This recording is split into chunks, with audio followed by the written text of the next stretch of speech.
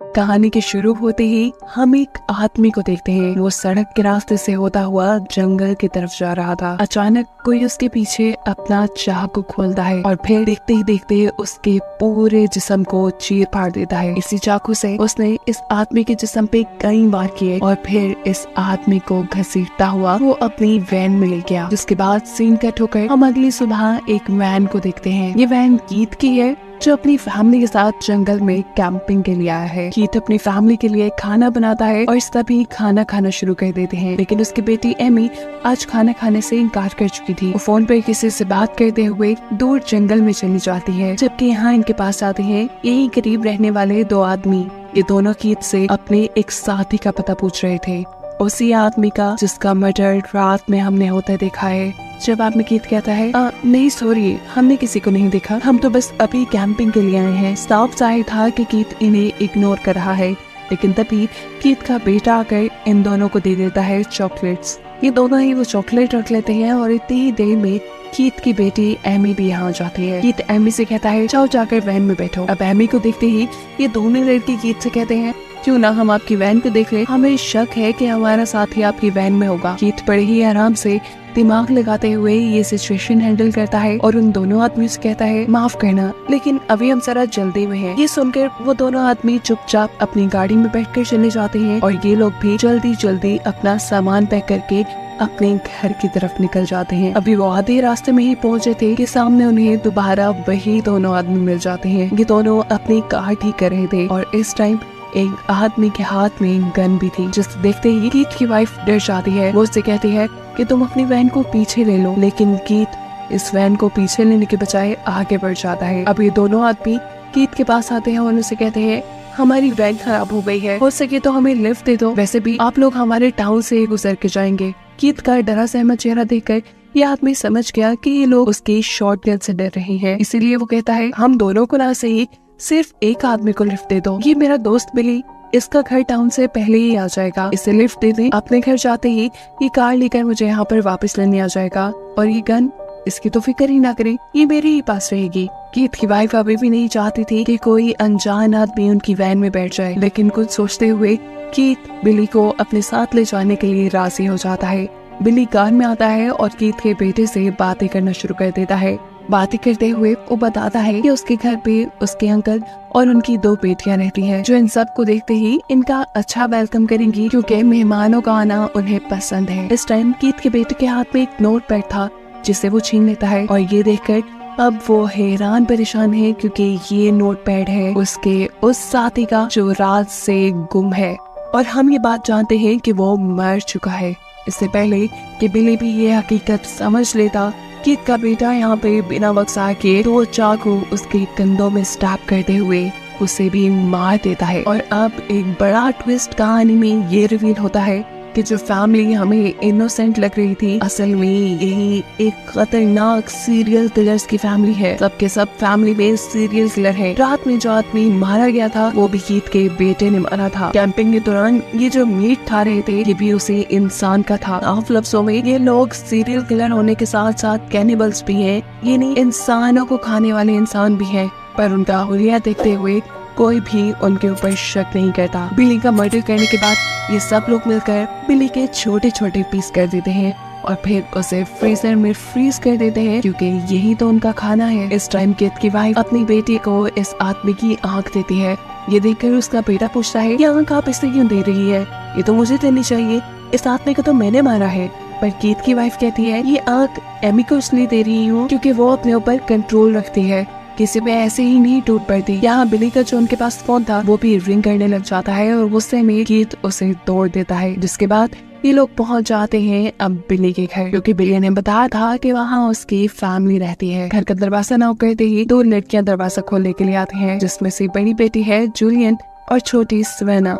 ये फैमिली बड़ा मासूम सा मुंह बनाते हुए इनसे कहती है असल में हमारी वैन खराब हो गई है, अगर आप लोग बुरा ना बनाए तो हम थोड़ी देर के लिए आप लोग के घर स्टे कर सकते हैं। इससे पहले कि जूलियन कुछ बोलती, सवेना बात करके कहती है थोड़ा और आगे चलो, टाउन आ जाएगा, वहाँ कहीं स्टे कर लेना। जवाब में गीत की वाइफ कहती है, अरे नहीं, हमें रास्ते में बिली मिला था, आप लोगों का भाई, उसी ने हमें यहाँ आने को बोला है। अपने भाई का नाम सुनते ही ये इन्हें घर में ले आते हैं, इन्हें खाना भी देते हैं जो इन्हें पसंद नहीं आता, क्योंकि ये तो इंसान खाने वाले लोग हैं, आम खाना इन्हें कैसे पसंद आ सकता है। इस सब के बाद कीथ इनसे कहता है कि अगर आप बुरा ना मनाए, मुझे आप लोग का फोन यूज करना है। तब अंकल कहते हैं, असल में हमारे घर में एक ही फोन है जो बिली के पास होता है, वो आ जाए तो वो आपकी फोन पे बात भी करवा देगा और आपको आपकी मंजिल तक भी पहुंचा देगा। खाना खाते हुए सवेना उससे बहुत से सवाल कर लेती है, जैसे कि अगर बिली आपको रास्ते में मिला था तो वो आपको घर तक क्यों नहीं ले आया। तब कीथ की वाइफ उसे कहती है, वो तो खुद बेचारा पैदल था, वो अपनी दोस्त की हेल्प के लिए वापस रोड की तरफ जा रहा था, उसने बस हमें घर का एड्रेस बताया और वो चला गया।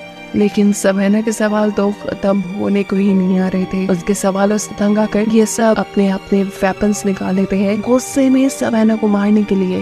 पर तभी दरवाजा नॉक होता है और यहाँ एक अच्छा खासा हड्डा कटा इंसान उनके घर पे आ जाता है, जिसे देखते ही ये चारों घबरा गए, क्योंकि ऐसे इंसान से लड़ना, उसका मुकाबला करना और उसे मारना इनके लिए हमेशा मुश्किल हो जाता है। ये जूलियन का फियांसी है। इसे देखते ही ये चारों अपने अपने वेपन्स दोबारा छुपा लेते हैं। सीन कट होकर हम बिली के दोस्त को देखते हैं, जिससे ये वहीं सड़क पर ही छोड़ा थे। वो बार बार बिली को कॉल कर रहा था, लेकिन बिली का फोन ऑफ जा रहा था। अब तो उसे घबराहट भी होने लगी थी और तभी उसके सामने आ जाता है एक पुलिस वाला। वो उसे लिफ्ट देने की ऑफर देता है, लेकिन यह आदमी इनकार कर चुका है क्योंकि उसे ये पुलिस वाला बिल्कुल पसंद नहीं। पुलिस वाले के यहाँ से जाते ही इस आदमी को उल्टियां लगना शुरू हो गई है, वो भी उसी चॉकलेट की वजह से जो कीथ के बेटे ने उसे दी थी। सीन कट होकर हमें यहाँ बिली के घर का सीन दिखाया जाता है। इसी घर में एमी जब वॉशरूम में जाती है तो गलती से बिली की आंख जो उसकी मॉम ने उसे गिफ्ट की थी वो उससे बाथरूम में ही गिर गई, जिसे वो नोटिस किए बगैर ही बाथरूम से बाहर भी आ गई। बाथरूम से बाहर उसे नजर आई सवेना, जिसकी तरफ वो एक कपल की तरह अट्रैक्ट होने लगी। इतने में यहाँ पर जूलियन आ जाती है और इन दोनों को बताती है कि सोने का इंतजाम हो गया है। सोने से पहले सवेना सबको पियानो प्ले करके दिखाती है, जो सुनकर एमी भी इम्प्रेस हो गई थी। इस सब के बाद सभी लोग अपने अपने रूम्स में सोने के लिए चले गए। कीथ की वाइफ परेशान थी क्योंकि वो किसी फैमिली को मारना नहीं चाहती थी। इन्होंने भी अपने रूल्स बनाए हुए थे, ये सिर्फ उन्हीं लोगों को मारते थे जो इस दुनिया पे बोझ हो, जो बुरे काम करते हो। इन्होंने कभी हंसती खेलती फैमिलीज को नहीं मारा था और आज ये लोग यही काम करने जा रहे थे। तब कीथ अपनी वाइफ को रिलैक्स कहते हुए कहता है, इनके बारे में ज्यादा नहीं सोचो, ये लोग भी इस दुनिया पे बोझ ही हैं। देखो क्या लाइफ स्टैंडर्ड है इनका, ना कोई लाइफ का एम, ना गोल। तुम परेशान मत हो, सब कुछ ठीक हो जाएगा। इसके बाद कीथ अपने बेटे के पास जाता है, जिसके बारे में हमें पहले से ही पता है कि वो बहुत ज्यादा जज्बाती है। वो अपने बेटे से कहते हैं कि जूलियन को तुम मार लेना, लेकिन उसके फियांसे को मैं मारूंगा क्योंकि वो एक ताकतवर इंसान है। मेरे सिग्नल देने से पहले तुम्हें कुछ उल्टा सीधा नहीं करना, वरना गड़बड़ी भी हो सकती है। यहाँ सवेना के रूम में एमी थी, जो इस टाइम सवेना के अवार्ड्स देख रही थी, जो सबके सब उसने तीरंदाजी में जीते थे। उसका निशाना बहुत पक्का था। ये लोग यही बातें कर रहे थे कि दूसरी तरफ हम देखते हैं कि कीथ अब पहुंच चुका है सवेना और जूलियन के डैड के रूम में उन्हें मारने के लिए।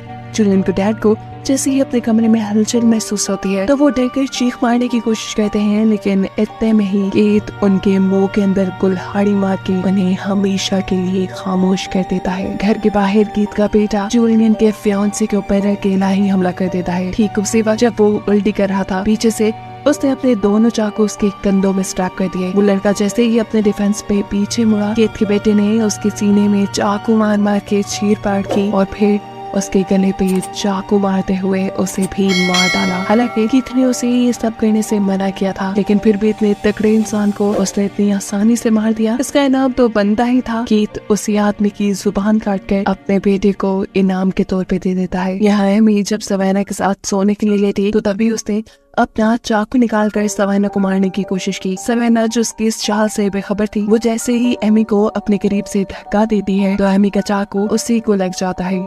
उसको चोट लगा देखकर सवेना घबरा जाती है। वो यहाँ उसे टेम्परेरी तौर पे एक पट्टी बांध के घर के बाहर से उसके लिए फर्स्ट एड लेने के लिए जाती है। अपना इतना ख्याल करते हुए इस लड़की को देखकर एमी को दिल ही दिल में बुरा लग रहा था कि क्या वो इस लड़की को मार देगी। खैर हम देखते हैं कि सवेना जो फर्स्ट एड लेने गई थी उसे अब इन लोगों की वैन नजर आ जाती है। जिस वैन को देखने के लिए ये उस वैन के अंदर चली गई और इसे वैन में मिली जूलियन के फियांसे की लाश। और इसे देखते ही उसे सारी गेम समझ में आ गई कि ये पूरी की पूरी फैमिली ही सीरियल किलर है और इनको मारने के लिए आई है। सीन कट होकर हम जूलियन को देखते हैं जो इस मर्तबा भी उल्टी करने के लिए जब वॉशरूम में जाती है तो उसे वहाँ मिल गई बिली की वही आंख जो गलती से एमी यहाँ गिरा गई थी। और ये देखते हुए उसने भी ये बात जान ली कि जरूर यहाँ कुछ गड़बड़ है, उनकी जान खतरे में है।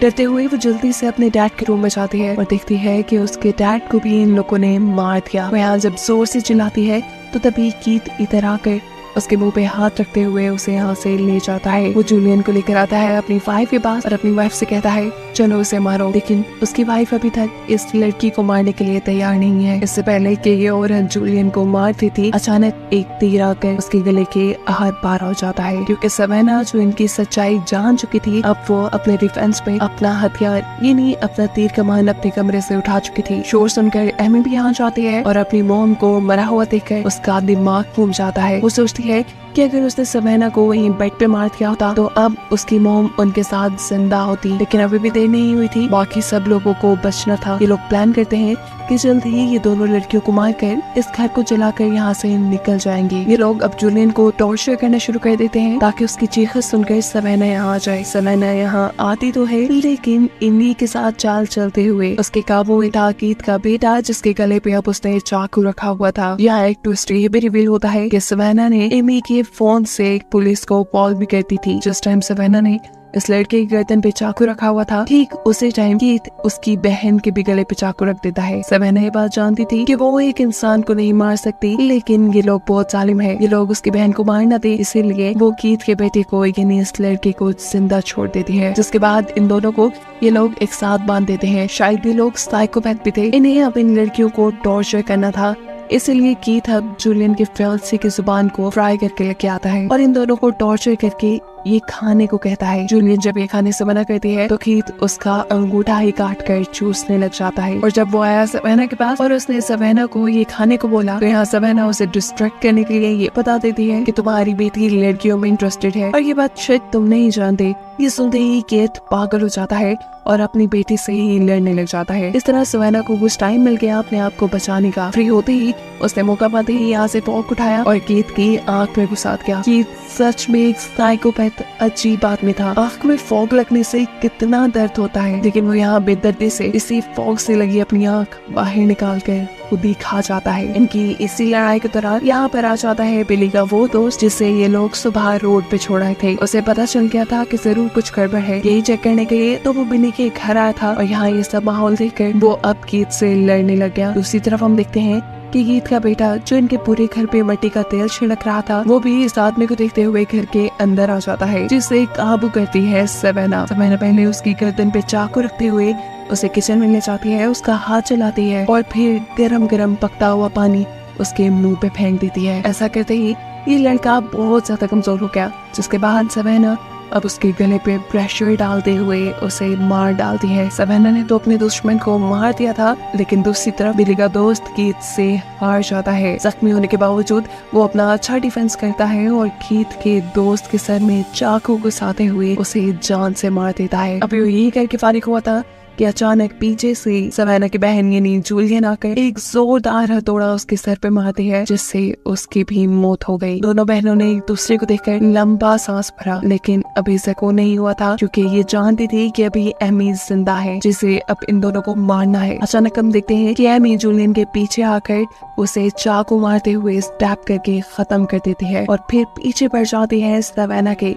अपनी जान बचाने के लिए अपने तीर कमान से सवेना उसके ऊपर हमला करने वाली थी, जिससे बचने के लिए एमी घर से बाहर भागते हैं।